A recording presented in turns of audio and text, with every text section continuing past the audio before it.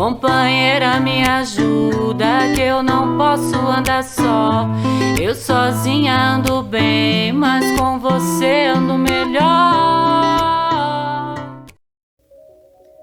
Meninas, eu tô amando fazer Mulheres que Inspiram e vale lembrar que todas as mulheres são indicações das nossas professoras, das nossas palestrantes e eu tô conhecendo mulheres maravilhosas. Bom, nos que Inspiram de hoje, a gente vai conhecer a Lígia Fagundes Telles. Ela foi uma escritora modernista brasileira. Ela fez parte da Academia Paulista de Letras e também da Academia Brasileira de Letras.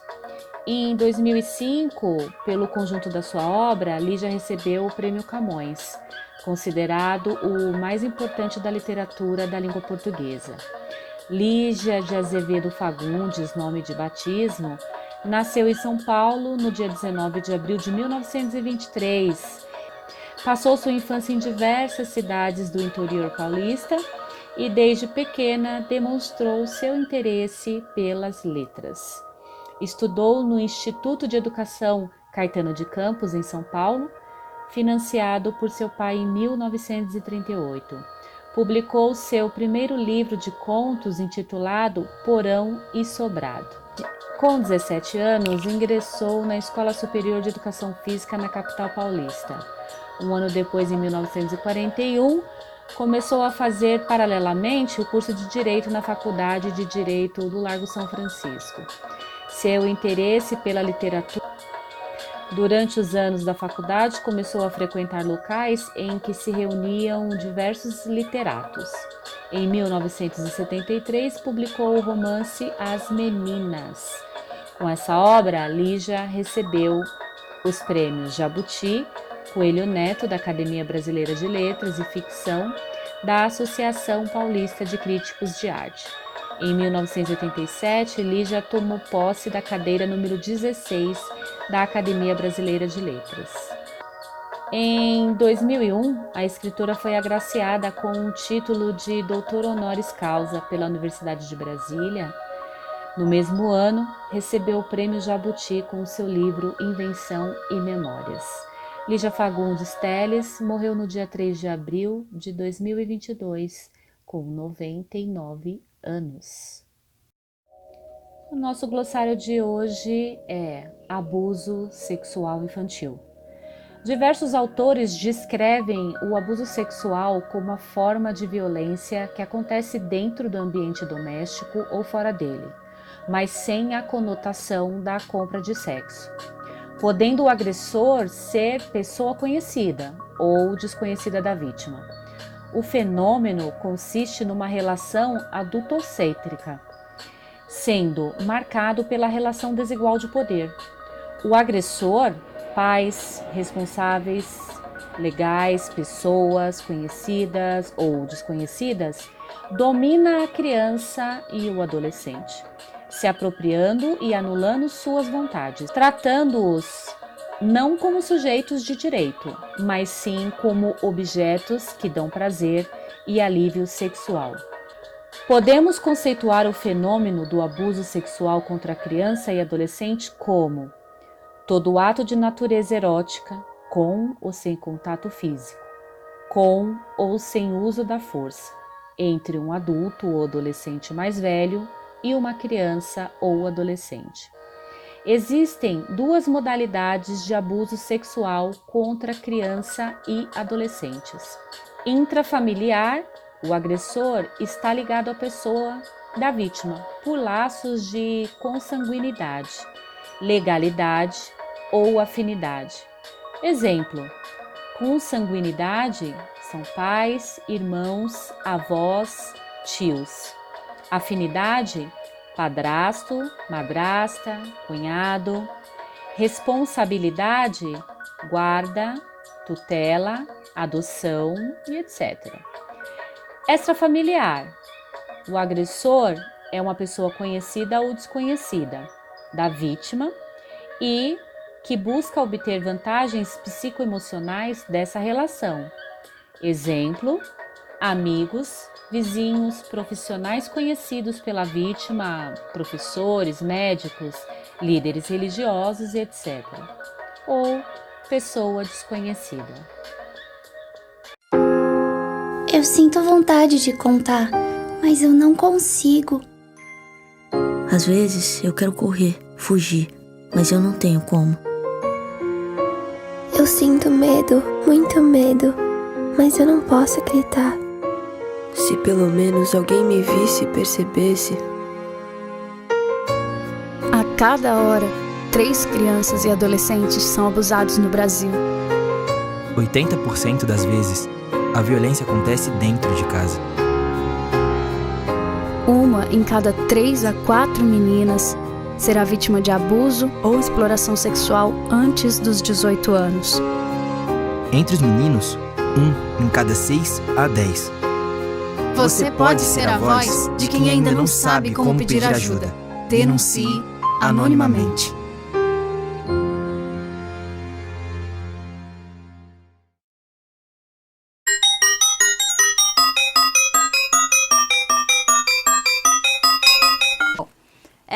Vou tentar ser breve, porque eu já falei bastante sobre outras coisas, né, logo no comecinho. Mas é um tema muito importante. Aconteceu recentemente o caso de uma menina de 10 anos que foi estuprada pelo tio. Ela vinha sendo estuprada desde os 6 anos de idade. E isso incitou várias conversas no Instagram. Eu fiquei muito revoltada. Conversei com algumas amigas e também expus algumas situações que eu havia passado no Insta. E pessoas até que eu não conhecia vieram falar comigo. Tanto para dar suporte, para dar apoio, quanto para contar coisas que tinham passado. Então, acho que não dá para deixar esse tema de lado. Acho que eu falo sobre tantas coisas que eu considero importante no canal e no Instagram. Então, por mais que seja um assunto tenso, acho que é importante falar. Então, vou contar para vocês o meu relato, vou trazer as minhas experiências com relação ao abuso sexual.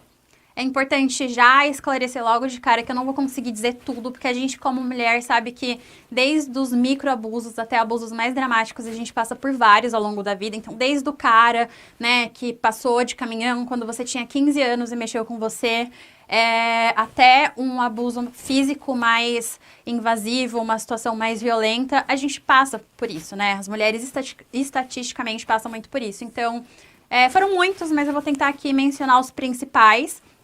E aí, por quê? Tem gente que pode falar assim, mas não acho legal você ficar revivendo isso, não acho legal você falar sobre. É importante sim. Eu só consegui ter uma ideia de que eu tinha passado por isso, eu só consegui entender a gravidade disso depois que eu ouvi pessoas falando sobre. Então, isso foi importante pra eu, como mãe, saber proteger a minha filha, porque a minha mãe, por melhor que ela seja, ela é uma pessoa, assim, excelente, me educou muito bem, cuidou muito bem de mim. Mas, em alguns momentos, houveram alguns deslizes que permitiram que acontecessem coisas. Então, não a culpa, mas eu acho que as mães precisam estar mais informadas, as mulheres precisam estar mais informadas, a gente precisa pressionar o Estado para cobrar a segurança da mulher, a gente precisa pressionar o Estado para a gente ter uma educação de qualidade, acabar com a cultura do estupro. E é isso. Vou começar a contar, porque eu já me prolonguei bastante. Primeiro, eu vou contar que quando eu tinha 3 anos... minha mãe, ela sempre ficava muito comigo, eu não dormia fora, eu não dormia assim uma vez ou outra na casa de parentes, mas era muito raro, né, não tinha essa coisa de dormir na casa de amiguinho e tudo mais, mas a minha mãe, ela precisou remover os pontos da cesárea que ela havia feito quando meu irmão nasceu, e eu precisei ficar na casa de uma pessoa. Não vou dar muitos detalhes, porque se eu falar a idade da pessoa, se eu falar algumas coisas, vai ficar muito claro, né, quem foi a pessoa para não prejudicar pessoas próximas. Então, assim, pessoas que estão próximas dessa pessoa, não vou entrar em detalhes, mas, enfim, era uma pessoa que não era uma pessoa adulta, era um adolescente, né, mas também não era ali, não era mais criança, e aí aconteceram algumas coisas que foram ruins pra mim, e assim, na época, eu não tinha noção de que isso era ruim, então aconteceram algumas coisas que eu sabia que era estranho, eu sabia que eu não podia contar pra ninguém, mas eu não entendia ainda que era um abuso. Inclusive, eu achava que eu podia ser prejudicada eventualmente se eu contasse isso pra alguém. Não houve nenhuma pressão do tipo, não fala isso pra ninguém, que eu me lembre, pelo menos. Mas eu não contei. Eu achava que eu seria culpada. Então, a gente já nasce, né, com isso, de que se qualquer coisa acontece, se você é tocado, se qualquer coisa acontece, a mulher é a culpada. E aí eu sei que eu carreguei isso durante muito tempo, observando também algumas coisas que aconteciam com pessoas próximas desse possível abusador, e aí eu comecei a ficar preocupada, Porque quando eu comecei a entender as coisas, eu comecei a ter a impressão de que isso talvez não tivesse acontecido só comigo. E talvez tivesse acontecido de forma mais contínua, mais que uma vez. Enfim, eu não sabia a proporção que isso tinha, de fato, justamente porque eu nunca tinha falado sobre isso, porque a gente nunca tinha tentado resolver efetivamente a questão. E assim, eu não falo que resolver é pegar a pessoa, que era uma pessoa da minha família, que no geral, ao longo da minha vida, apesar disso ser conflituoso, sempre me tratou muito bem. Então, assim, não é pegar a pessoa e, de repente, bater, fazer como as pessoas fazem, eventualmente, né, quando descobrem esse tipo de situação, o linchamento. Eu acho que é de repente, fazer a pessoa, né, se é um adolescente, passar por algum processo de reparação, passar por psicólogo, a pessoa ser corrigida antes que ela se torne realmente um infrator adulto que faz as coisas sem se preocupar com ninguém, né? A gente deveria ter feito isso nessa época. Então, isso aconteceu, eu tive essa preocupação, mas passou e eu só consegui conversar sobre isso com os meus pais, com meu pai não, mas com a minha mãe, depois de muitos anos, e foi um assunto difícil para tratar. E assim, ao longo da vida também já aconteceram coisas do tipo, lembro que uma vez eu fui me cuidar com um profissional de beleza e o profissional fechou todo o estabelecimento porque ele disse que tinha pouca gente atendendo com ele no dia. E ele tentou me beijar, tentou passar a mão em mim, aconteceram várias coisas. E eu fiquei com medo, imagina, você tá num lugar ali que, tipo, tem vários produtos, várias coisas, você não conhece, você não tá no seu espaço, você se sente acuada. Eu tinha, acho que por volta de uns 15 anos quando isso aconteceu. E a pessoa devia ter muito mais que 15 anos de diferença, né, em relação a mim. Já aconteceu de colegas também, até pessoas muito próximas, ultrapassarem alguns limites que eu não queria que tivesse ultrapassado. E quando eu digo pessoas próximas, eu digo, por exemplo, namorados. Então, gente, o fato de você estar namorando com uma pessoa não significa que você não possa passar por uma situação de abuso. E não significa que isso não vai marcar negativamente. Não significa que você não é, de fato, a vítima na situação. E não tô falando que a pessoa é o maior monstro do mundo, mas a gente só vai conseguir acabar com isso quando as pessoas reconhecerem que isso é errado, que isso é doentio, que quando não é doentio é realmente fruto de uma cultura machista que diz que o homem, ele tem que ali estar o tempo todo importunando a mulher, independente do consentimento dela.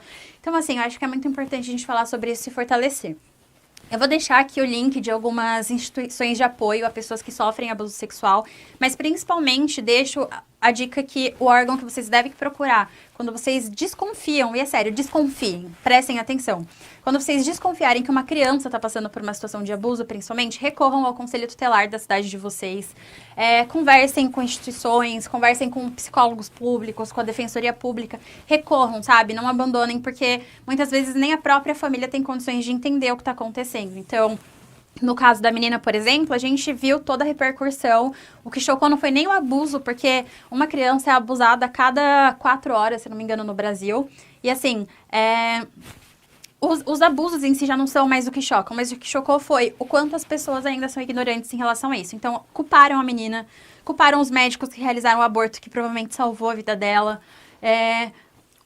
A pessoa, né, o tio, no caso, que efetivamente cometeu o abuso, ele saiu praticamente ileso. Compartilharam a foto, o que, na minha opinião, também não é o correto, porque a gente quer que as pessoas elas sejam presas e elas sejam realmente responsabilizadas por aquilo. Você só fazer um linchamento na pessoa e deixar a pessoa com medo e largar ela na rua para ela cometer outros tipos de crime, não vai mudar, sabe? Então, a gente tem que realmente ser inteligente, ser estratégico, porque crianças estão expostas, mulheres estão expostas e feminicídio associados à violência sexual são muito frequentes. Eu tive uma pessoa, assim, do meu círculo de amizade, uma pessoa que eu conheci que ela era maravilhosa, que eu admirava muito, que ela foi assassinada.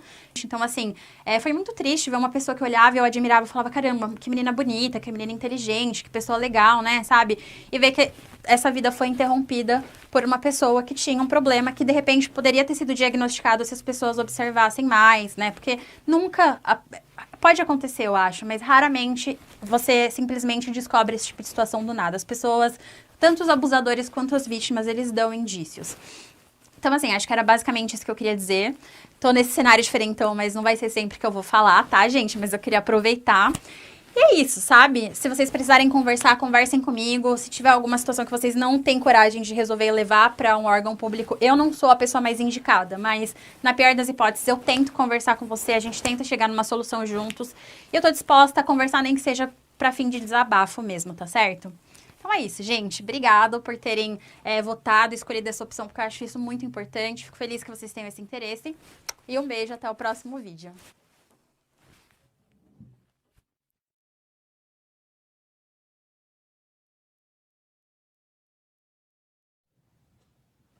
Olá, queridas alunas da 5ª Formação de Promotoras Legais Populares do Centro Teresa de Benguela. Muito bem-vindas! Vamos ao nosso encontro? Vamos ao nosso conteúdo? Hoje quem compartilha conosco o seu conhecimento, a sua vivência, é a Maria do Rodeio. Rodeio porque ela era do bairro Rodeio, lá da cidade de Mogi das Cruzes, uma das 11 cidades do Alto Tietê. Maria foi conselheira tutelar, mas ela também é graduada em serviço social. Ela é graduada em dependência química, está terminando esta formação, está na fase do estágio. Ela também é PLP, da 3ª Formação do Centro Teresa de Benguela. E não posso deixar de ressaltar aqui a sua grande importância, a sua participação na implantação dos Conselhos de Segurança no Alto Tietê. Isso porque Maria, ela fez o curso de Polícia Comunitária.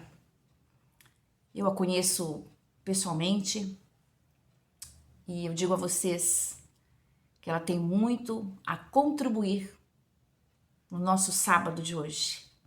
Então vamos aproveitar essa companhia, essa vivência, ok?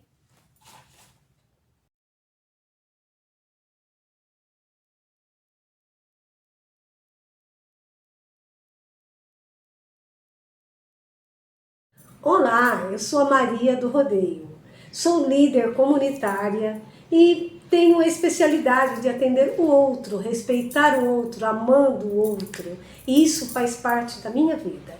Sou líder comunitária do bairro do Rodeio, da cidade de Mogi das Cruzes, e fui conselheira tutelar por 2 gestões. Saí agora porque estou fazendo pós-independência química, já me formei e estou estagiando.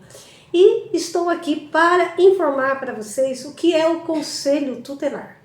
O Conselho Tutelar, ele é um órgão que vem zelar pelos direitos da criança e do adolescente, quando os direitos são violados. Essa é a prioridade do Conselho Tutelar. Sou PLP também, promotora legal, pela 3ª turma, e eu acho que isso ajuda muito nós mulheres, para que possamos ter realmente políticas públicas em prol de nós mulheres.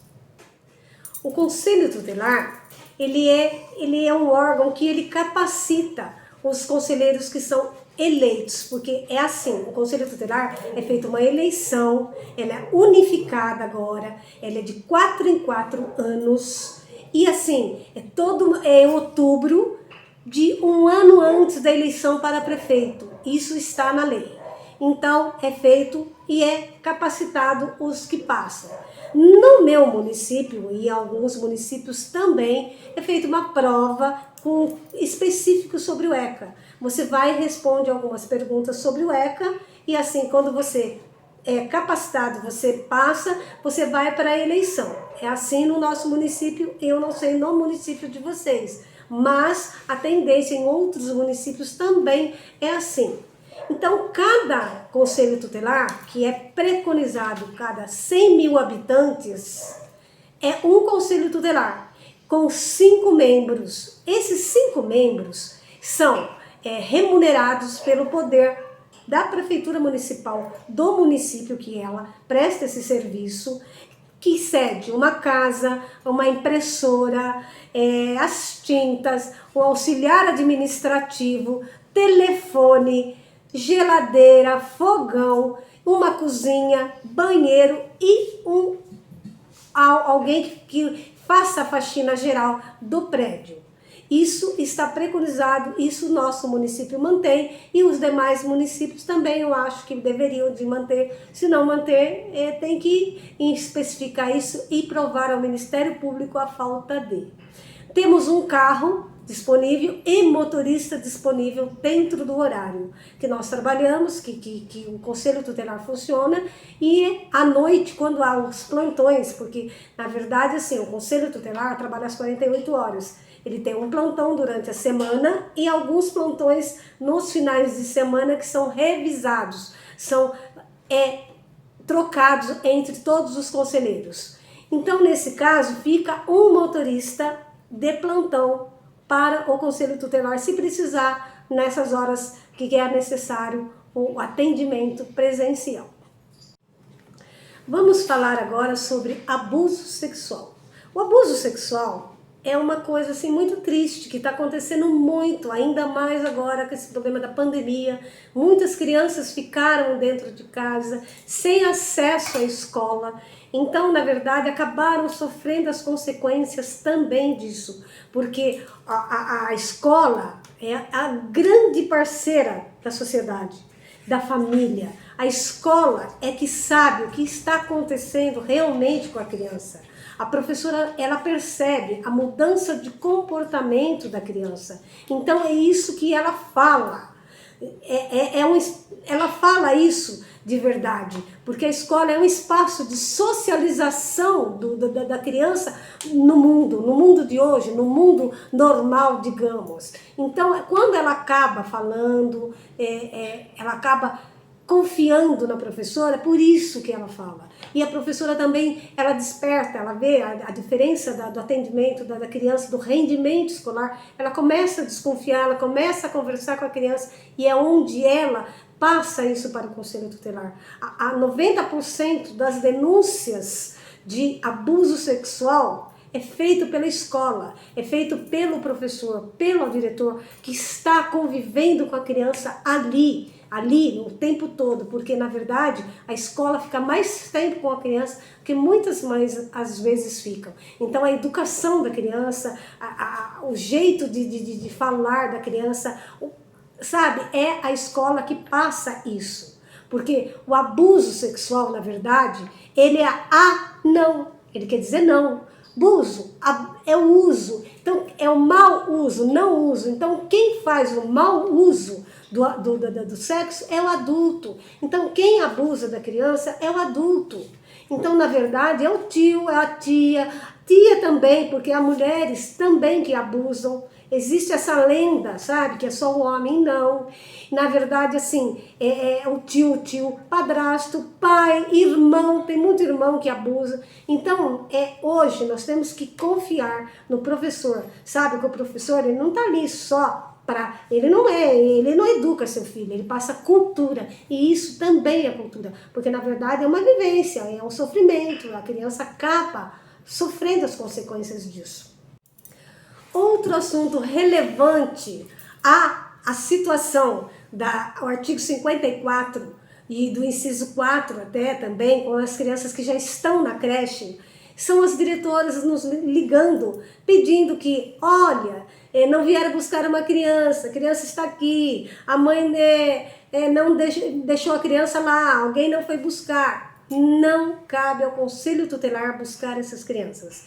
Cabe à diretora da escola a responsabilidade de procurar a família, alguém que possa ficar com essa criança, porque na verdade é o seguinte, a escola tem que ter os cadastros, ela tem que ter o cadastro legal, ali, original, o mais breve possível, o melhor possível, o mais atual possível, porque na falta dela sabe como procurar o outro, porque se eu deixo a minha criança numa escola, ela está dentro, bem cuidada, na minha concepção, ela está dentro da lei, eu deixei ela no poder para que alguém tome conta, ela não está abandonada. Então, quando eu não vou buscar o meu filho, por qualquer outro motivo, às vezes até por atraso da condução que eu tenho, do trabalho, entendeu? Então, na verdade, o que acontece? Eu não abandonei meu filho, não é abandono de incapaz. Abandono de incapaz é quando você deixa uma criança num latão, numa praça, sem eira nem beira. Quando eu deixo com alguém, também não é abandono de incapaz. Então, essas diretoras, quando alguém esquece ou de buscar, acontece alguma coisa, ela tem que acionar o cadastro que eles têm. Eu sou uma cuidadora, sou uma guardiã da vida. Fui conselheira tutelar e aprendi muito, muito com isso, porque isso já está revestido dentro de mim, em dar ao outro, em ser melhor para o outro, em buscar dentro da lei o que o outro precisa, o que o outro pode, o que você pode dar para ele. Encaminhamento na rede, no CREAS, no CRAS, são pessoas competentes no AutoTT, sim, e que acompanham, que fazem o melhor que dá para fazer em prol dessas crianças e adolescentes. Hoje, eu não me arrependo de ter sido conselheira tutelar, muito pelo contrário, foi uma porta que abriu e eu estou caminhando com outros saberes, outros conhecimentos, mas isso dentro da lei, porque o conselho tutelar, ele é regido pela lei, então você é obrigado a seguir a lei, queira ou não. Se você não tem condições, então não fique, saia, porque na verdade você está ali para a proteção, para zelar, porque o Conselho Tutelar ele é um órgão requisitador, ele requisita serviços, então ele pede, ele encaminha, ele não pede, ele, entre aspas, ele faz. Então é isso que precisa de ser um conselheiro tutelar, ser gente, ser pessoa, ter interesse pelo outro, amor pelo outro, dentro das regras, dentro da lei.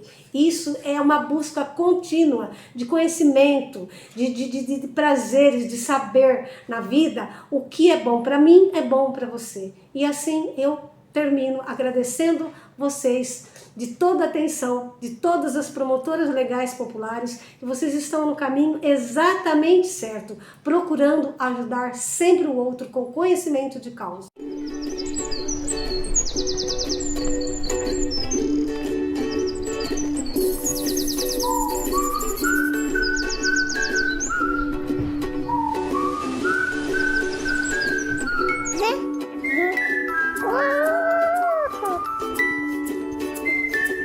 Toda criança tem direito a nascer em condições seguras e se desenvolver em um ambiente saudável, com amor, diálogo e limites sem violência. A garantia desses direitos começa na gravidez, quando a mulher é acolhida no serviço de saúde para realizar o pré-natal. É um momento oportuno para que ela receba orientação sobre os cuidados com a sua saúde e a do bebê. Também permite que os profissionais de saúde possam observar sinais de violência ou situações de vulnerabilidade e risco.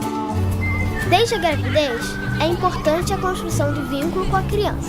Conversar, cantar para o bebê e acariciá-lo são demonstrações de afeto. É um direito da mulher ser acompanhada no parto e pós-parto por uma pessoa de sua confiança. O importante é que ela se sinta segura e protegida para o momento da chegada do bebê. Ao nascer, a criança tem direito a ser amamentada, a receber a caderneta de saúde e a certidão de nascimento.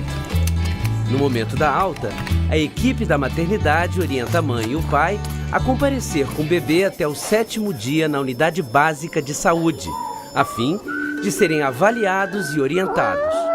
Lá, o bebê vai fazer o teste do pezinho, receber as vacinas e iniciar as consultas de acompanhamento do crescimento e desenvolvimento até a adolescência. Nós, adolescentes, precisamos de orientação para encarar todas as mudanças. A interação com a escola, com a comunidade e com os grupos de amigos vai exercer forte influência sobre nossos comportamentos, valores e formação de vínculos, em especial nas relações afetivas e amorosas. Conversar, trocar ideias, esclarecer nossas dúvidas enriquece o diálogo e facilita a resolução de conflitos. Professores, profissionais de saúde, pais, familiares e outros profissionais são muito importantes para contribuir com a nossa formação e orientar sobre os cuidados com a nossa saúde para que sejamos capazes de intervir na sociedade em que vivemos e melhorá-la. Por isso é preciso cuidar, proteger e acompanhar quem está nascendo, crescendo e se desenvolvendo. É isso que queremos, paz e uma chance para ser feliz.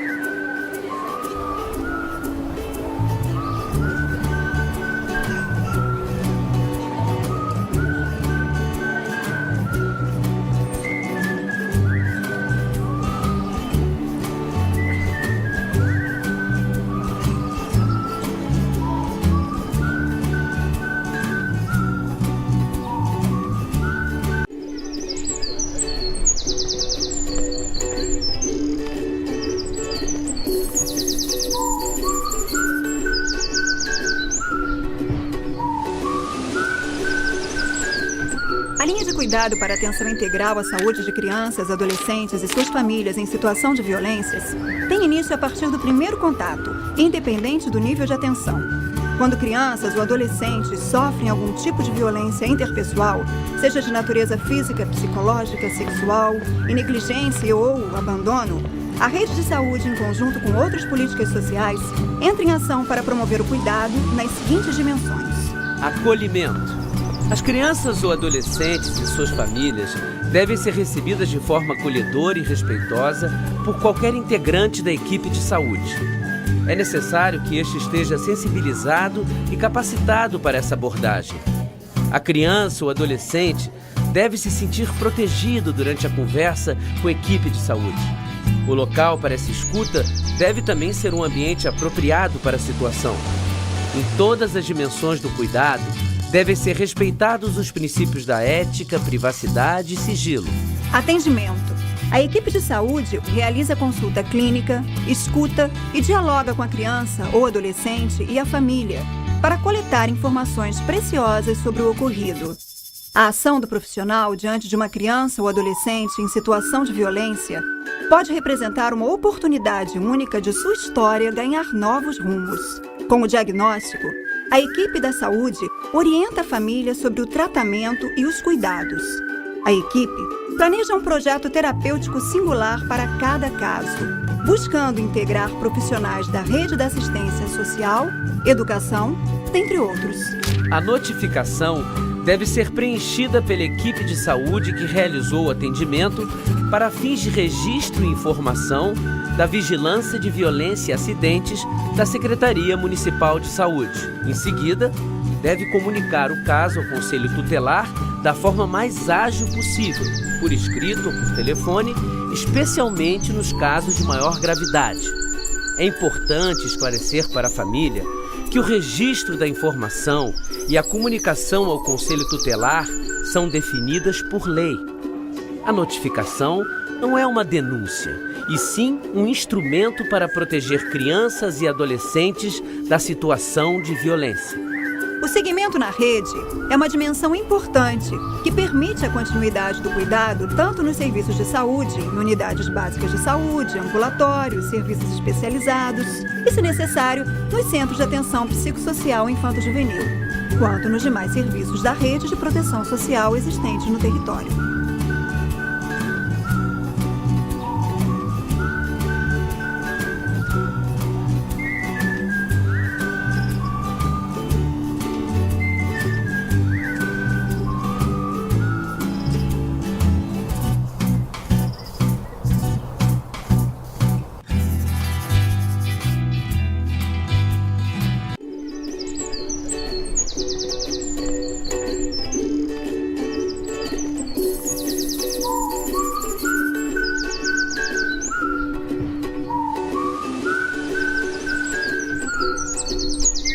A promoção, proteção e defesa dos direitos de crianças e adolescentes é responsabilidade de todos nós, exigindo o trabalho em rede.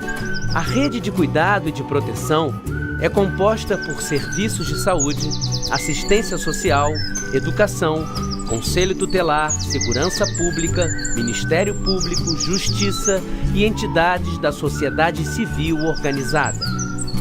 A rede se efetiva no acompanhamento de crianças e adolescentes e suas famílias em situação de violências nas unidades básicas de saúde, equipes de saúde da família, nos centros de referências de assistência social, centros de referência especializados de assistência social, no Conselho Tutelar e na rede de ensino, delegacias especializadas, varas da infância e juventude e entidades da sociedade civil organizada e outros serviços no território. O olhar ampliado e o estabelecimento de vínculo podem fazer a diferença na vida de quem está sofrendo ameaça, medo e violência. O apoio da rede social no território, formada por igrejas, associações comunitárias e organizações não governamentais, é uma estratégia poderosa para o fortalecimento das famílias, no aprendizado de novas formas de se relacionar com crianças e adolescentes, baseadas no diálogo. Ao somar esforços, a rede se fortalece para intervir nos ciclos de violência presentes no lar, na escola e na comunidade e promove uma cultura de paz. E assim nos tornamos capazes de enfrentar a violência.